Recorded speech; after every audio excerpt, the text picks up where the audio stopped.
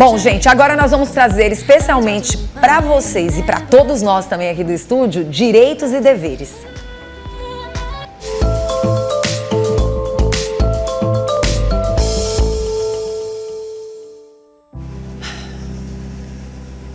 No nosso quadro Direitos e Deveres de hoje, nós estamos aqui com essa advogada maravilhosa, que a gente tem o prazer de trazê-la mais uma vez para o nosso programa, que é a Amanda Leon.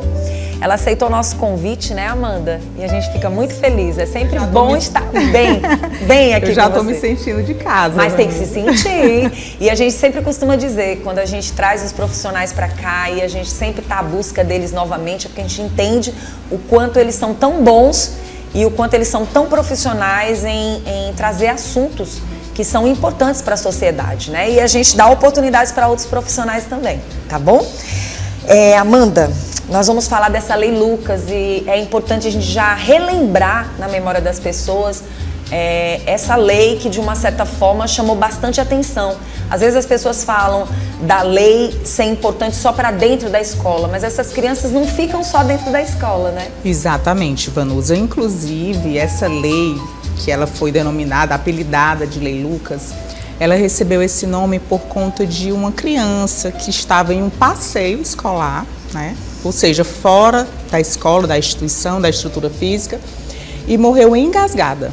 Então ali ela estava se alimentando e por algum motivo se engasgou e não tinha nenhum funcionário, nenhum profissional capaz ali de prestar um primeiro socorro até básico na questão do engasgo, né?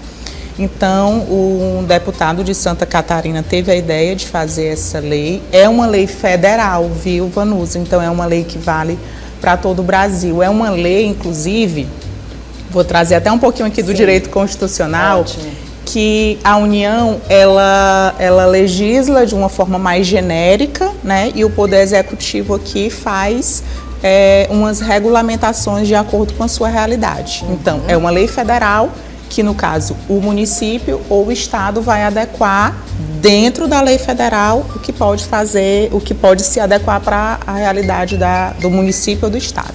Doutora, a gente sempre observa, principalmente depois das redes sociais, o tanto de informação, o tanto de pessoas ensinando.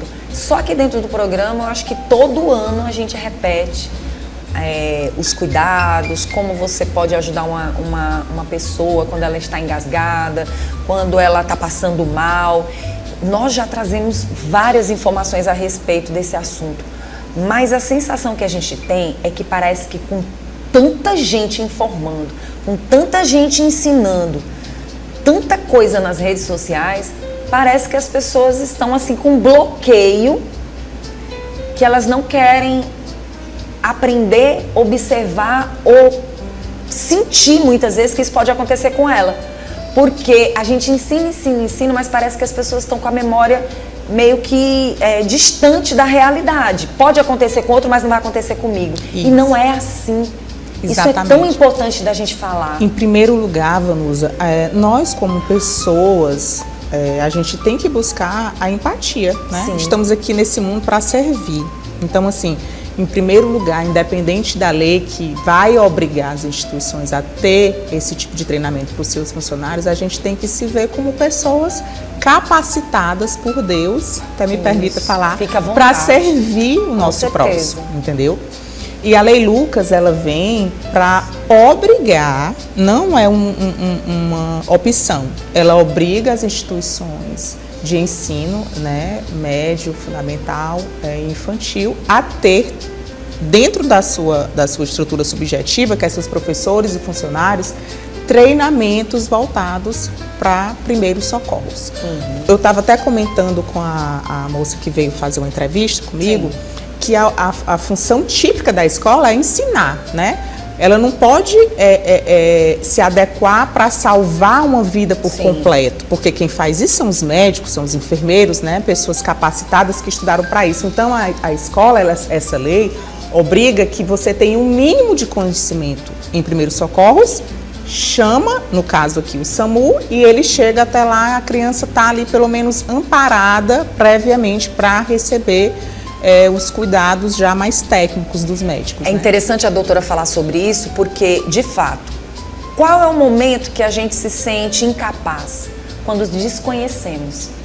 Quando você desconhece, você não sabe como lidar. Você até tenta. Se você tiver um coração bom ali naquele momento que você quiser ajudar, você até tenta. E muitas vezes nesse tentar você pode trazer danos para a vida daquela pessoa. Mas você está querendo fazer algo para salvar a vida daquela pessoa. E a gente sabe que no meio de várias pessoas juntas, umas vezes não tem coragem, umas vezes não está ali preparada, o emocional da pessoa às vezes é abalado. A gente sabe que isso acontece em várias situações. Mas quando você está próximo de tantas pessoas, tem tanta gente juntas, nesse momento alguém vai saber fazer algo. Um liga para a emergência, como a gente já trouxe profissionais aqui para falar sobre esse assunto. Enquanto você vai fazendo os primeiros socorros, o básico, o outro vai ligando para a emergência, enquanto esse carro móvel, enquanto esses profissionais estão chegando no local. É uma vida. A gente tem até aqui a informação, o Lucas chegou transferido de uma UTI móvel para o hospital, mas acabou falecendo. Isso. Ele sofreu 7 paradas cardíacas em 50 minutos de tentativas de ressuscitação. E o que chama a atenção é que nesse momento ele sempre tem aquela informação: quanto mais você demora para prestar o socorro, pior vai ficando, agravando mais ainda a situação daquele cidadão que ali está. Exatamente, Vanusa. E a Lei Lucas, ela tá vinculada nesse sentido de que essa obrigação tem que ser dada pela instituição. Uhum. Se for uma escola pública, quem vai arcar com esse curso de capacitação é o órgão vinculado, né? É o município, é o estado. Se for uma instituição privada, uma escola privada, a própria escola faz essa capacitação. Portanto, contanto que seja uma capacitação que tenha o certificado do MEC, né? De instituições próprias e qualificadas para prestar essa capacitação. E ainda digo mais, é uma capacitação que não morre por si só. Ela tem e deve ser reciclada. Então, anualmente, semestralmente, isso vai de acordo com o que a instituição está disposta a fazer. E até as mudanças mesmo, né? Exatamente. A gente vive trazendo mudanças, não só na lei, mas também nas situações mesmo para a sobrevivência do ser humano. Falando da lei, o que hoje, por exemplo, uma escola é obrigada a fazer? Por exemplo, relacionada à lei. Qual é o primeiro? É levar essa pessoa vai ter que fazer o curso no local ou ela vai ter que realmente sair da instituição e fazer esse curso fora? Isso, aí vai depender de qual instituição a escola se programou para fazer. Sim. Às vezes, o próprio corpo de bombeiro da cidade, eles têm esse tipo de curso, eles dão, né? Mas aí vai depender. Se for necessário, leva o profissional para fazer. Se for mais cômodo, traz a instituição para prestar essa capacitação dentro do ambiente escolar. Contanto que existe essa qualificação, né? É uma qualificação. Eu até vou reforçar aqui que não é a obrigação da escola ter ali no seu corpo: olha, esse aqui é os professores, esse aqui é os porteiros, aqui as zeladoras e esse aqui é o corpo médico. Não é necessário. É dentro do seu corpo como um todo, os profissionais têm que ter noções básicas de primeiros socorros com certificado. E essa lei, ela já começou desde que data? Ela foi promulgada em 2018. 2018, quer dizer, de lá para cá. Como é que vai ser a fiscalização dessas escolas? Eu estava comentando também com ela. Porque, doutora, é impressionante. Se lança leis, mas parece que fica por isso mesmo, né? A sensação que a gente tem. Exato, Vanusa. O nosso ordenamento jurídico, ele é até bem palpável, bem evoluído nesse sentido. O que falta mesmo é o conhecimento da população. Então, quando alguém tem conhecimento do seu direito, ela vai buscar. Ela vai buscar no judiciário, ela faz uma denúncia no Ministério Público, na própria delegacia.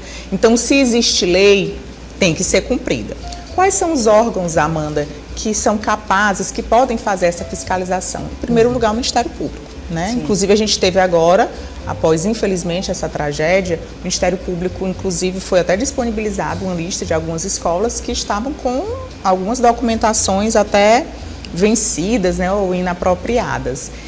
E o outro órgão, que eu não vou nem dizer assim, que é órgão, é a família. Vanusa, a família é o maior, tem assim o maior dever de fiscalizar a integridade física e mental dos seus filhos, dos seus sobrinhos, enfim. Nós, como pais, eu sou mãe, então assim, eu tenho o dever de buscar na escola, de saber, vem cá, professora, vem cá, diretora, aqui nessa escola a gente tem um corpo de profissionais qualificados para prestar primeiros socorros. Quem são? Tem enfermaria aqui? Onde é que fica? E manter atualizada a ficha de saúde do seu filho.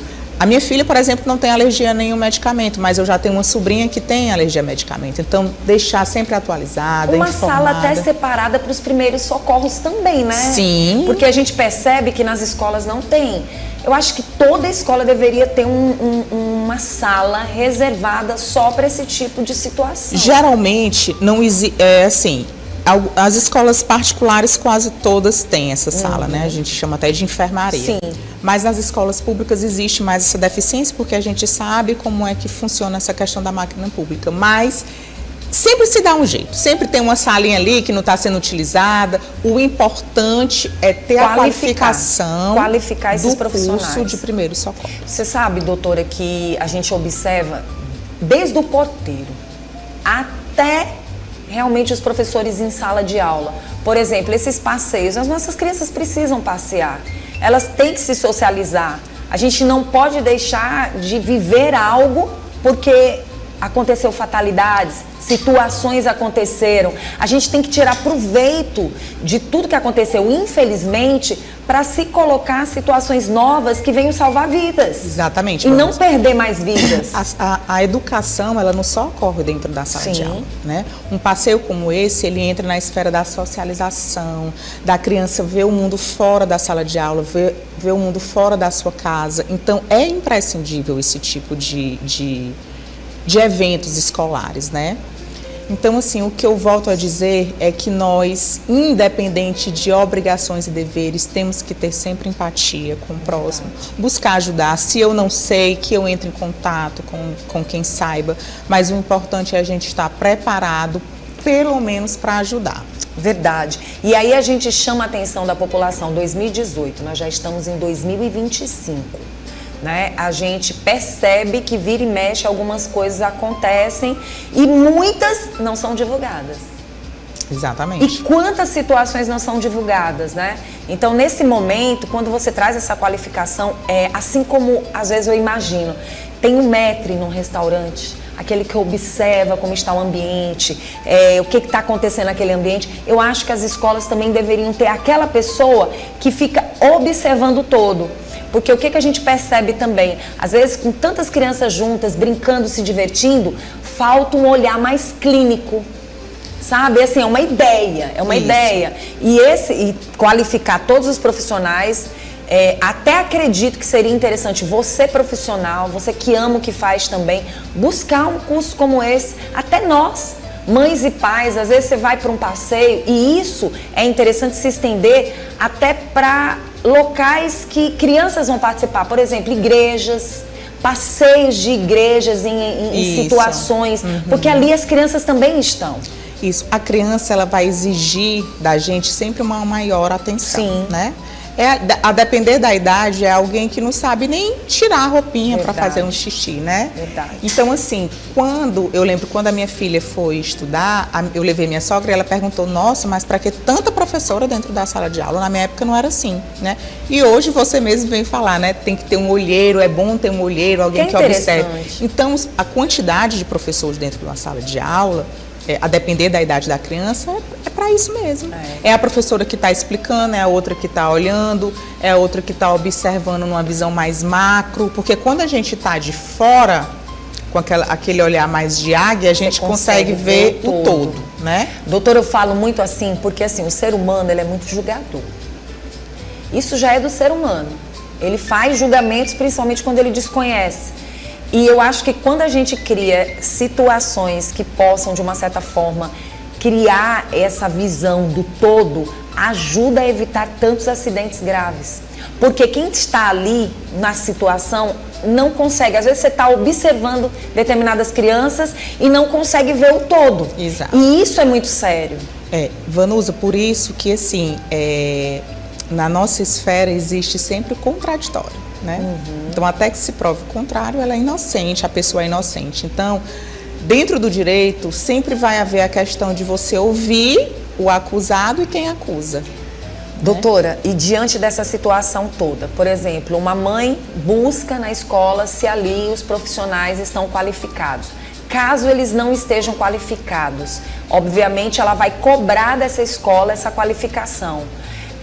No caso, se essa escola não fizer essa qualificação nos profissionais, elas correm um risco muito grande, né? Sim, eu estava conversando com uma pessoa que estava me fazendo a entrevista mais cedo, e aí eu falei para ela a questão da dosimetria. Em toda sanção, você vai piorando a pena, né? Então, assim, a pena mais leve num caso de descumprimento, talvez numa questão de um certificado mais antigo, né?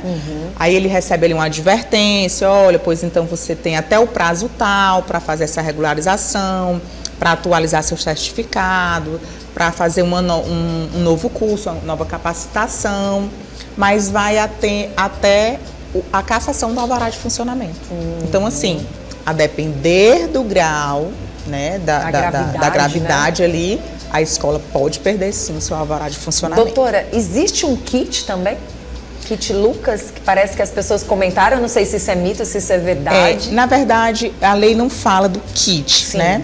Mas aqueles equipamentos básicos, uma prancha, um aparelhozinho que afere a pressão, um termômetro, medicações básicas para dor, para febre, né, para uma convulsão, para quem tem diabetes. Então é basicamente o básico, são os primeiros socorros mesmo. Interessante. Doutora, eu acho que daqui uns dias o colégio que realmente quiser ser completo, ele vai ter que ter não só psicólogos, psicopedagogas, mas até fisioterapeutas dentro. Sim, e já existe. Já existe alguns colégios, infelizmente, né, na esfera privada. Sim, apenas, né? A pública então, é mais complicado. Né? Nas escolas privadas a gente observa uma evolução assim, tremenda.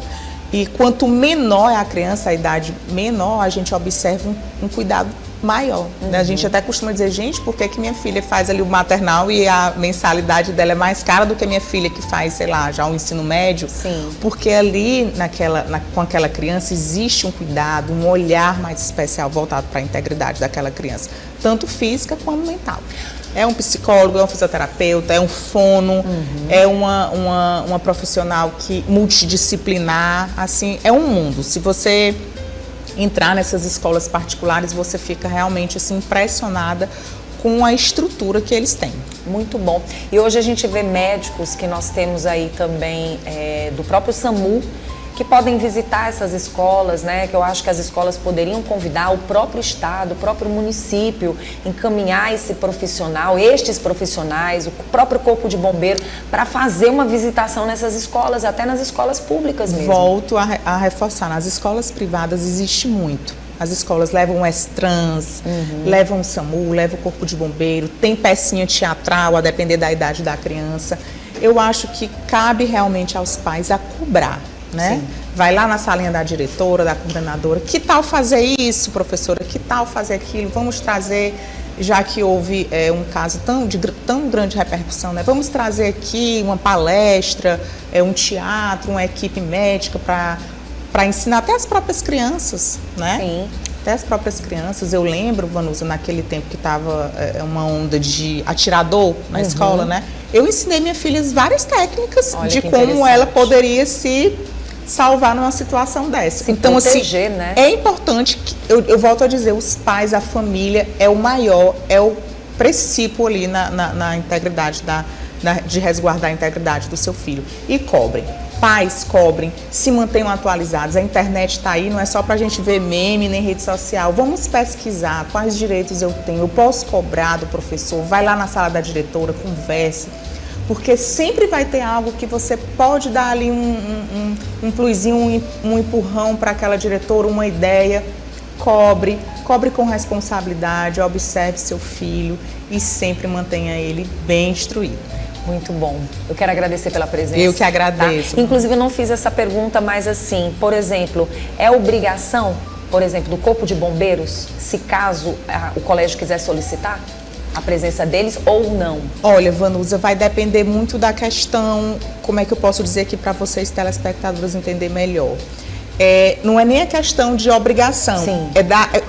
é como se fosse a agenda. Sim. Tem agenda disponível, então eles vão lá e fazem. Eles podem solicitar, faz um requerimento, um ofício, principalmente quem é do governo, né, faz lá, o diretor faz um ofício requerendo para o superintendente do Corpo de Bombeiros e com certeza eles não vão fazer, até porque eles são muito receptivos. É verdade. Doutora, eu quero agradecer pela sua presença. Mais uma vez prazer. Eu que agradeço. Amanda aqui com a gente no Direitos e Deveres. Te espero numa próxima. Tá bom, eu venho.